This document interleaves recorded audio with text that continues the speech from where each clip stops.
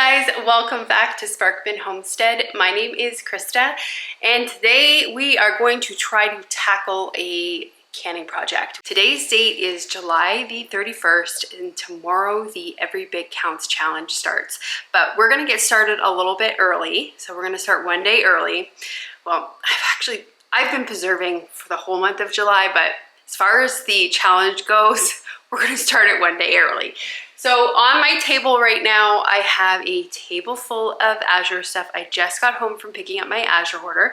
So I'm gonna quickly show you guys what I got in that order, and then we are gonna start our very first preservation project for the Every Bit Counts challenge. If you're unfamiliar with what the Every Bit Counts challenge is, what it is Jessica over at Three Rivers Homestead. I will leave her channel linked below for you guys if you wanna check her out. And pretty much what it is that you're going to preserve something every single day for the month of August. Her explanation behind the Every Bit Counts challenge is it doesn't have to be something huge. Like, it doesn't have to be a ginormous canning project. It could just be a little tiny project. So every little bit adds up in the end, and I definitely agree with that. The month of August for me is a very busy month. So for me to be able to try to tackle just a little preservation project in the month it's perfect goal for me. So I'll show you quickly what we got from Azure, and then I'll tell you what we're gonna use some of it for. So I ordered some of my favorite butter. I got 6 of them because you get a better price for 6. I love this butter. It comes in 4 sticks, which makes it really easy for baking. It's a good tasting butter. And then I ordered another package of smoked cheddar cheese. This is our favorite cheddar cheese. And how much did we get in here? We just got under 5 pounds. So the price does vary depending on the weight that you get. I will leave the prices below for you guys just so that you know what I paid. We are, obviously, like I said at the beginning, we're still in July. So this is the prices effective July of this year, which is 2024. And I only ordered 1 of the sour cream. Normally I order like 2 to 3, but we have a couple left in the fridge that we're trying to get through. So I just ordered 1 this month. I ordered this package of dried fruit. It says that it is minced like really small. So I am excited about this.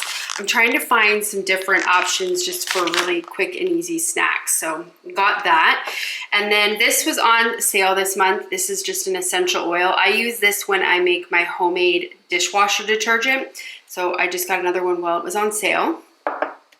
And then I'm gonna give this deodorant a try. I have found some that I really like, but the price is pretty expensive. So I'm gonna give this one a try. It was on sale this month, so we'll see how we like this one. And then I got some more yogurt. This is just the Nancy's Greek yogurt. Normally I make my own yogurt, but honestly with the preservation season and just kind of the season of life that I'm in, I have not been making yogurt lately. So I'm just gonna order it from here until I kind of get things a little bit more calmer here, and then we'll start making it again from scratch. All as you can do to make it from scratch is you just need to have a couple tablespoons from a already made yogurt, and then just milk. I make mine in the Instapot. It's super easy. I believe I've actually did a video a while ago showing you guys how I make it in the Instapot. If I can find it, I'll leave it linked up here for you guys or in the video description. And then one thing we have been eating a lot of lately is cottage cheese. And after my order checked out and went through and finalized, I realized I should have ordered 6 of these because we've just been eating them like crazy, but I got 3. And then Steven is a coffee drinker, so I picked up some of this coffee for him. He likes it. Oh, and it's a pretty good price, so got some of that. And then I got some dish soap. This is a 128 ounce container. I really like their dish soap. It's got pretty good ingredients in it as far as like a dish soap goes, so got some more of that. We have been going through honey like crazy, so I picked up some of this honey. I have gotten this in the past, and I really like it. Now, it normally crystallizes because it is stored in the cool truck when it comes to me, but this actually doesn't look like it's crystallized, which is which is nice. So yeah, their honey is a pretty good deal for that. I like to try to get my honey from a local beekeeper. Honestly, the price is way out of my budget for me to be able to pick it up from the local beekeeper. So Azure has it for a really good price. And again, I love Azure's standards that they have on their product. So I know that it is a good product. And then I know I just kind of did a freezer clean out, but I actually ordered a 5-pound package of these raspberries. Look at how beautiful they are. They need to actually get into the freezer right now. So I just got them because they were on sale, and I'm trying to kind of get my stuff while it is on sale and in season. And then since we are in canning season, I got 2 of these 1-gallon jugs of this raw apple cider vinegar with the mother. So we got 2.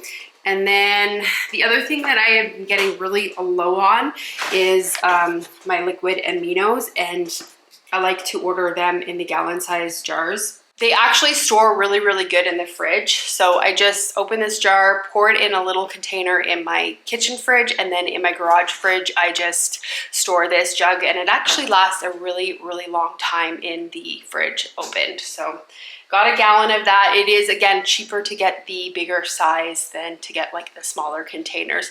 And we go through it pretty frequently. I make jerky, and my jerky recipe actually calls for a lot of soy sauce, but I don't use soy sauce. I use the liquid aminos. So that's why another reason why I had to stock up on it. Okay, and the last thing that I was so excited for, and I'm so happy that they shipped, is 18 pounds of cherries.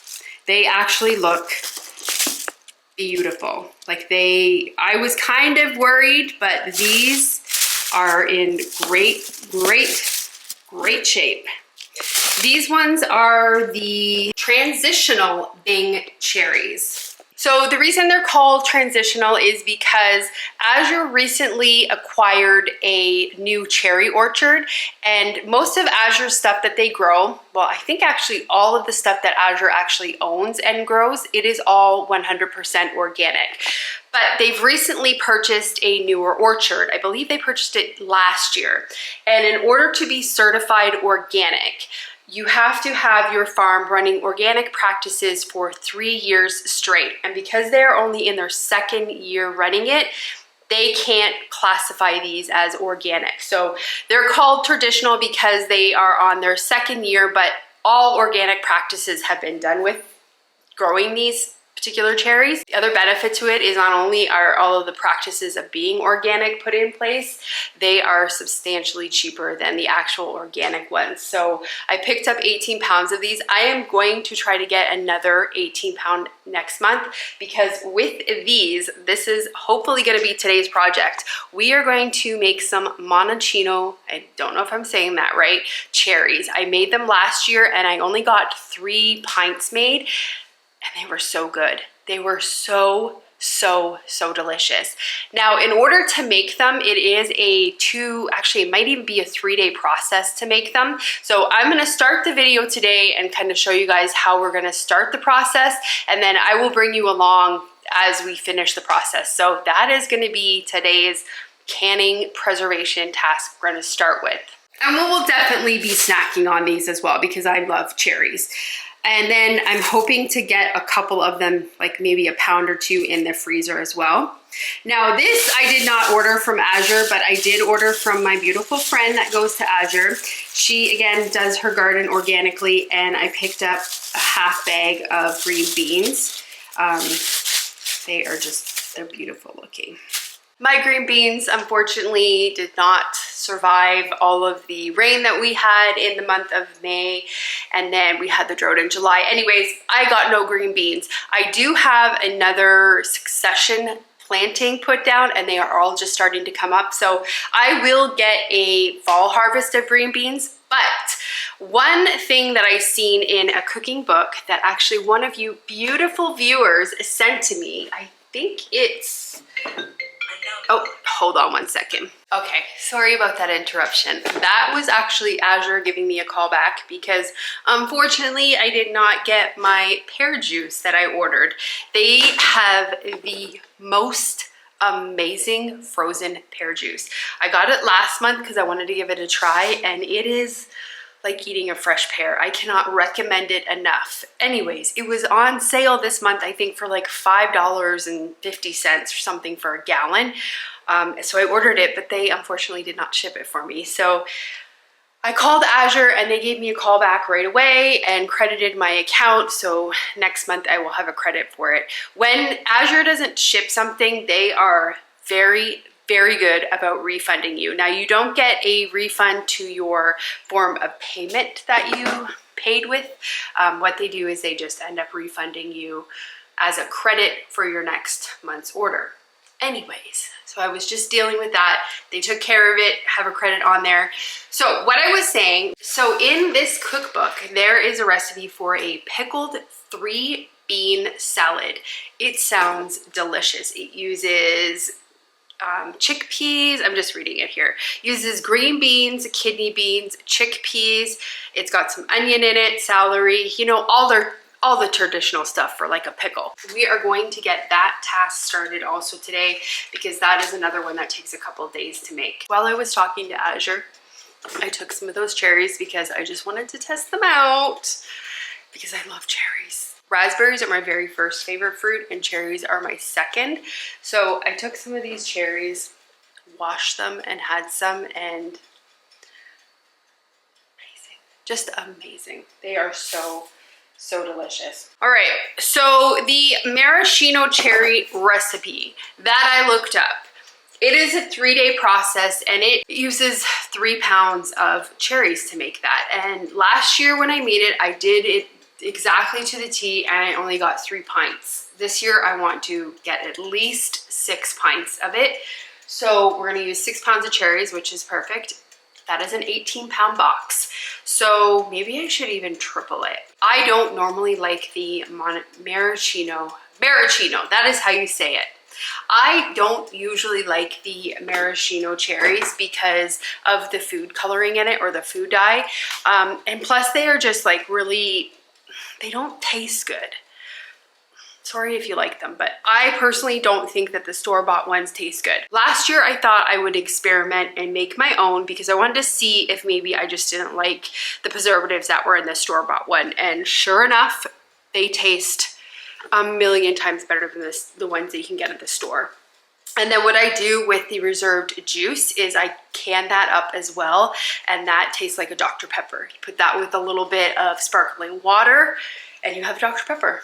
So it's really good. Now, it is not a sugar-free recipe. This recipe does take a lot of sugar in it, but again, we're not just like eating the jar of maraschino cherries. That is usually just something that I use like to put a couple in a fruit salad or just like to top ice cream with, you know, or yogurt, something like that. It's not something that I'm eating jars full of. So we're gonna measure out, what did I say? We were gonna triple this.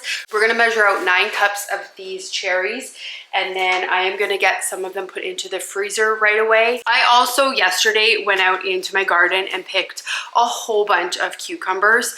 So I had to get pickles made and relish made also with those.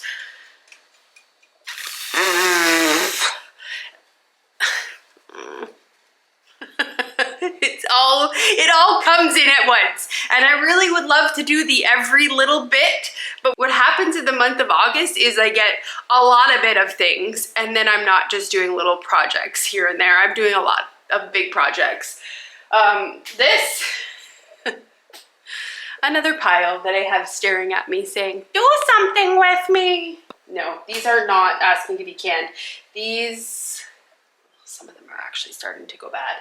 I have been just slowly puttering away at this pile and just putting them in my freezer because I'm waiting until I have enough to make enchilada sauce. And honestly, they're fine in the freezer for right now.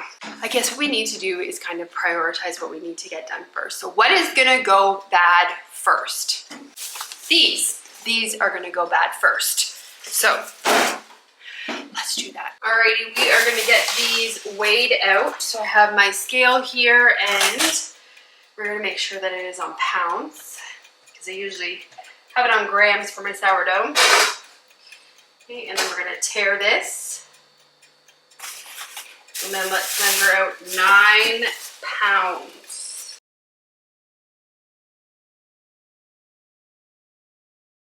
one bad one in here, which is not that bad. Now I'm thinking that I don't want to triple it. I'm thinking that maybe I just want to double it. Let's see what it looks like tripled. No, we'll triple it. There, 9 pounds on the dot. You know what I realized? I don't know if that was 9 pounds pitted. Let's see. Okay, that was 9 pounds pitted. So we may have to do this again and just add a couple more. But it's fine. We have this many cherries. Okay, let's get these washed first.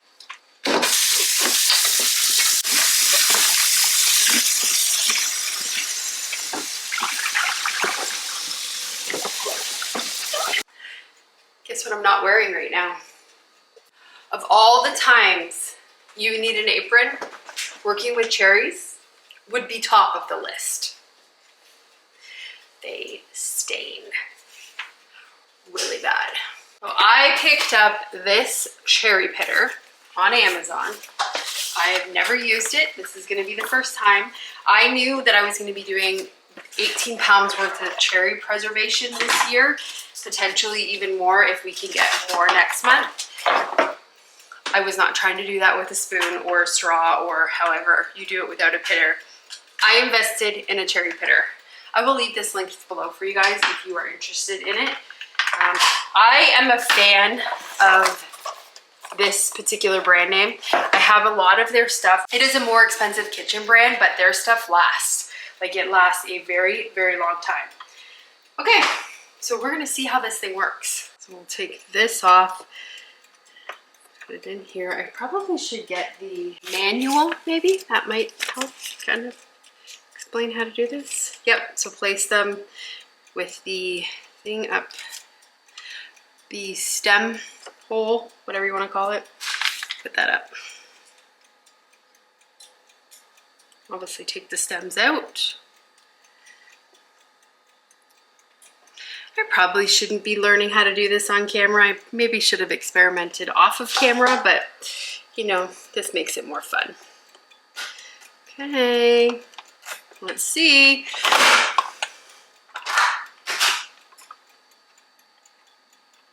Ooh, pitted them. We're gonna put them in this bowl. And I guess the pits all down here. Look at that.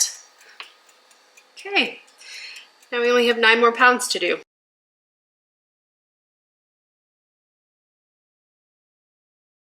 My review, amazing. This works really, really good. This is definitely going to make doing 18 pounds of cherry a breeze. I have heard that you can use like a straw and push the pit through if you don't have a cherry pitter. And there's definitely other ones on the market, but this works really, really good. And you can do what, 2, 4, 6 at a time. So works good. I like it. I recommend it. I want to show you guys my hands. I have literally only done this many cherries and my hands are already dyed. So I'm gonna get these all done. Once I get these 9 pounds done, we're gonna get the brine started because this has to sit in a brine for 24 hours or 12 hours, not 24. And then we go to the next step. But I'm probably gonna end up pitting all of these cherries anyways because I wanna put some of them in the freezer. I put an audiobook on and I went to work. So this is 9 pounds of pitted cherries. I actually had to come in and add probably about 3 more pounds of pitted cherries in order to make it an even 9 pounds once they were pitted. I also pitted all of these. I'm gonna put these in the freezer so that I can have some cherries in the winter in my fruit salad. And then the other thing that I did was I just took a gallon-sized bag and just took out just some regular cherries just so that I can munch on them this week. Hopefully they will stay fresh enough in there for the week. We're gonna get this put into the freezer and flash freeze them. Once they are all frozen, then I will just put them into a gallon-sized bag. We are finally going to get to getting this brine together. Also, look at my hands, literally dyed. It looks like a pen exploded on my hand, but it's just from the cherries. So I have a pretty big stock pot here. We have 2 quarts of water. A quart of water is 4 cups. So in total, we're gonna use 8 cups of water. And then I'm gonna use some Redmond's real salt, but it does say pickling salt. Redmond's salt is perfectly fine to swap out for canning salt. I would not recommend using table salt. We're just gonna give this a stir, and we're gonna put it on to like a medium heat just so that the salt gets dissolved. Once the salt is dissolved, we're gonna let it cool for 10 minutes. After the 10 minutes, we'll come back and go to the next step. You know what I just realized? We tripled this recipe. So I need to add some more water and salt into here because we need to be able to completely cover those cherries. So added another 2 quarts. I'm gonna add a tablespoon more of salt. Yeah, I'm probably gonna have to do another one. I'm just wondering if that would be enough brine to cover them, but I'm gonna add another 2 quarts.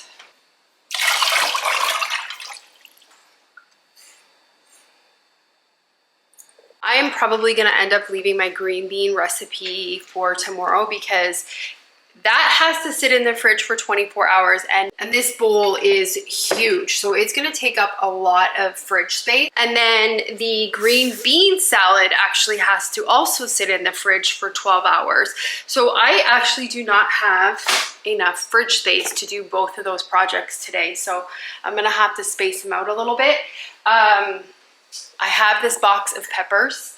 I picked this up last week from the Amish. They had a deal where they had this box for $8. Now my peppers aren't growing the best this year. These are actually my peppers. These are Jimmy Nardo. I'm not pronouncing it right. I'll leave the right name on the bottom. They are a Italian red pepper. It's a sweet pepper. And what I wanted to do with these was actually smoke them and make a paprika with them. So I have, well, one of them accidentally got picked green, but I have this many of them. So I don't know if I should chop them and then, okay, so I think what I'm gonna do with these is I'm going to get my little chopper out and chop them. But these I do have to get out of the fridge because they are taking up, again, a whole bunch of space because it's a huge box. Now, the reason they were $8 is because some of them are not good. I got this last week, so I probably should have done this a while ago, but these are just gonna go to my chickens. I'm going to get these all out and I am going to slice them and then put them in the freezer, and then once they're flash frozen, then I'm just gonna vacuum seal them. I love having chopped peppers in my freezer to make things like beef enchiladas, not enchiladas, fajitas, beef fajitas. And then also I need a whole bunch of peppers for recipes, like for example, the bean salad. We need to have chopped peppers for that. So I'm gonna get these all put into the freezer, and then that way at least it clears a little bit more space off. The reason I ended up actually buying peppers from the Amish is because hornworms got at mine and they ate the whole top part of all of my pepper plants, all my sweet peppers. And I know it's hornworms because I actually found like 4 of them on it. So I went and bought some just because my pepper plants are recovering, but I honestly don't think that I'm gonna get a really good harvest. So I'm just getting stuff while it's in season and while I can get it on a discount. That is such a huge way that we end up saving money, is by buying things like that when they are on sale and in season. So I'm just waiting for this to come up to a boil, and then I'm gonna get the peppers starting to chop. Okie dokie. Finish all of these peppers, huge bowl full of sliced peppers. So I'm gonna get those vacuum sealed and put into my freezer. And then I also diced up some of those red peppers. So we're gonna move on to the next step of the maraschino cherries. So we have our brine all cooked, and I've cooled this for, it's probably been honestly about 20 minutes. So what we're gonna do is we are gonna take our brine and pour it over top of our cherries. And I am gonna need to get Yeah, this is enough. I didn't need to end up making all that brine, so I'm probably gonna go and get a different container that has a lid. I'll be right back. Righty, went up in my attic and grabbed this big Tupperware container. I like it because it has a lid on it. So we're gonna actually just transfer these to this container. That way there will be less likely a spill, because I just feel like this, I may yard sale it if I trip and fall, which is a really high possibility. So we're just gonna be on the safe side and put it in this container.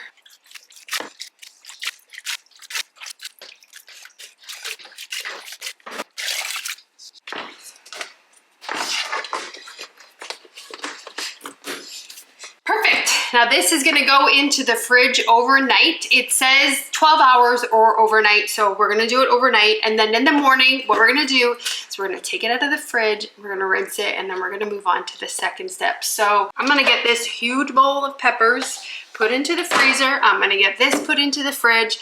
And then I actually have one more project that I have to get done, but I'm not gonna show you guys. I'm just gonna be blanching some edamame. I pulled about 4 edamame plants and they were not quite done, so there's not a lot of them, but it's a grocery size bag. So we're gonna get those blanched. I blanched them for 3 minutes and then I'm gonna get them vacuum sealed and put into the freezer.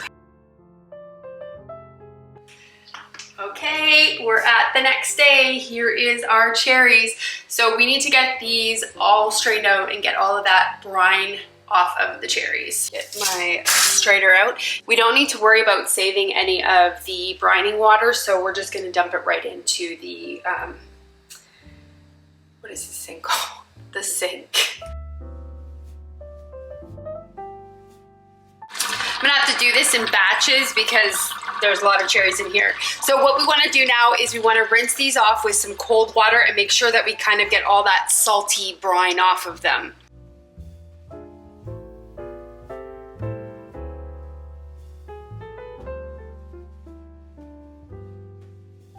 And then I have a clean bowl here, so we're just gonna empty them into this bowl.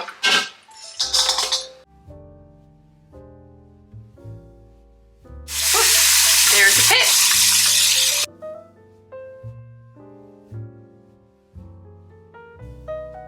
This is the last of them. So we have a medium saucepan here. I got my big 5-gallon thing of white sugar because we're gonna be using, in my opinion, a lot of sugar in this, but again, so worth it. We're gonna add 4.5 cups.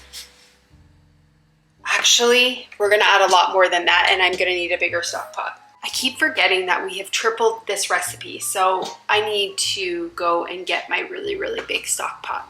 Alrighty, got the big boy out. So if you're doing a single recipe for this, you're gonna add 4.5 cups of sugar, but because we're tripling it, we're gonna add 13.5.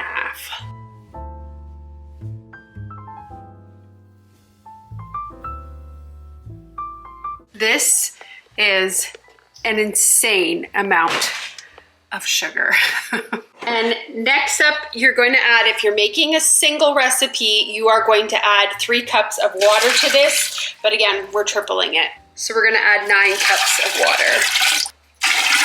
The recipe says to add the juice of 1 medium lemon, but I don't have any lemons that I want to juice right now, so I am going to use lemon juice. It does say that if you're going to use non-fresh lemon juice, it's approximately 3 tablespoons of lemon juice. I really like to have a lot of lemon juice on hand because especially during canning season, we go through it a lot. And lately, I've been really enjoying putting lemon juice in with my water with a little bit of salt. It's really, really good if you are dehydrated. So I've been going through a lot of lemon juice.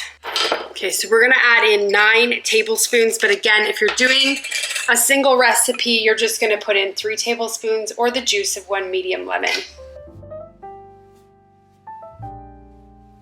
And then we are gonna give this a stir. And then we wanna bring this up to a boil. So you're wanting all of that sugar to dissolve. I'm kind of concerned that all of this syrup is not gonna fit in that container with that amount of cherries. We'll see. I'm hoping I just didn't waste a whole bunch of sugar. Hopefully it does, because I really, really love this syrup. Once it sits with the cherries for the 24 hours, this is what I use to make my Dr. Pepper. It is just so delicious. The cherries infuse this syrup, and it's amazing. I love this recipe. Okay, so I got that all good and stirred. We're just gonna wait for it to come to a boil. We are at a boil now, so I am turning the heat off. We'll actually get it right off of the heat. There we go. What I decided to do, because that other container, I know automatically that the cherries and the liquid is not gonna fit all in there. So I'm just gonna put the cherries into this pot because it's definitely big enough. And then I'll just let it come to room temperature, and then we'll put it in the fridge. Let's get the cherries added in here without making a big mess. I'm trying not to get the liquid that's at the bottom of this bowl. That's why it's splashing. Let me get something here.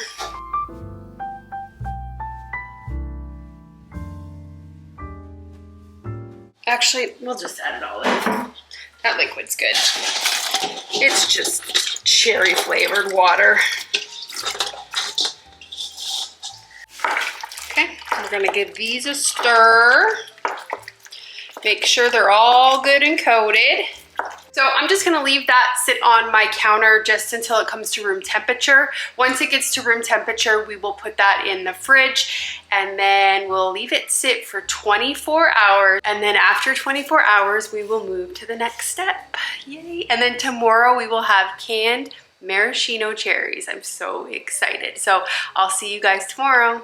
All right, we are on the last and final day of making these maraschino cherries. I just took it out of the fridge. So what we're gonna do now is we are going to get it all strained out, and I have a bowl here because we're gonna strain it over top of the bowl because we wanna make sure we're reserving that juice. We're gonna use the juice to top the cherries with, but not only that, we're gonna can that juice because it is delicious, delicious stuff. Let me get a strainer. So I brought another bowl out just to put my cherries in because this will not fit all of the cherries.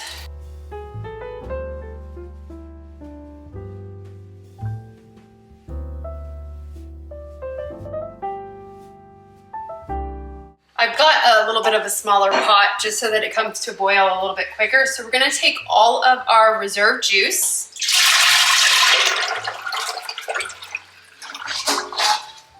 and we're gonna get it poured into this saucepan, and we are gonna put this saucepan on about a medium heat, and then we're gonna bring it up to a boil. It's gonna cover it so it comes to a boil a lot quicker. The other thing that I have going on here is I have my water bath canner, and I have some pint-sized jars in it. Alrighty, we got that to a boil, so I'm gonna turn the heat off. I'm gonna get this off the heat.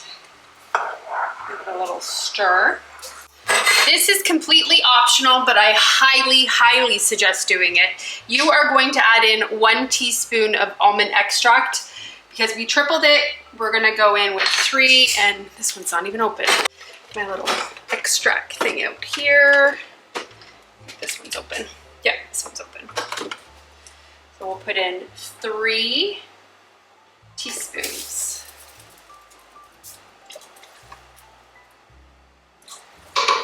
And stir that in. So there's 2 different options that you can do. We're gonna do the second option. So the very first option that you can do is you can just put it in jars, top it with the juice, and throw it in your fridge, and then you can just have that. I didn't even write down those directions because we're not even gonna be doing them. So the second option is you can can it. So what we wanna do is we wanna put these cherries into the jar, and we wanna leave 1-inch headspace. So let's get our hot jars out.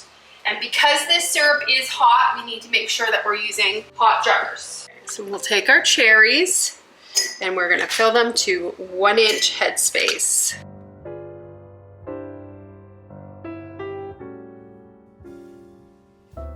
The other thing that the recipe suggested was that you could put a red food dye in this if you would like it to be more of that pink maraschino color. but obviously I'm doing this because I want to avoid food dyes. I know that there are actually some good food dyes out there that are not bad. There's some natural ones, but I love the color of these. I don't think that they need that pink food coloring in it. I think they're beautiful just the way that they are. Okay, now we're gonna get the juice in. So, you know what, I probably don't even need this. We'll live on the edge. We're gonna fill it up now to a 1/2 inch headspace.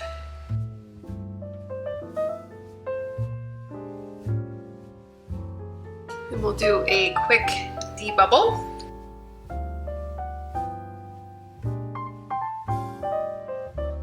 Okay, and now we're gonna readjust the liquid amount because we lost a lot when we debubbled it. And we will get these rims really clean because this is super, super, super sticky. So we want to make sure that the rims are good and clean. And I'm just using a wet washcloth for this. Get our lids on and put our bands to fingertip tight. We'll get these in the water bath canner. We're gonna get the lid on and we are gonna bring this to a full rolling boil. Once it is at a boil, we are gonna set the timer for 20 minutes. If you're doing quarts, you're gonna can it for 25 minutes. So we're just gonna wait for that. We are left with all of this amazing, amazing syrup. So I have some warm jars here. So we are just gonna can it up. We're gonna put it in the water bath canner with the cherries because it can can for the same amount of time. So we're just gonna fill these up to 1/2 inch headspace. All right, we got that project done. I will come back and show you guys what they look like coming out of the canner, the beautifulness of the maraschino cherries. So that is it for today's video. I hope you guys enjoyed it, and I really, really want to encourage you guys to give this recipe a try.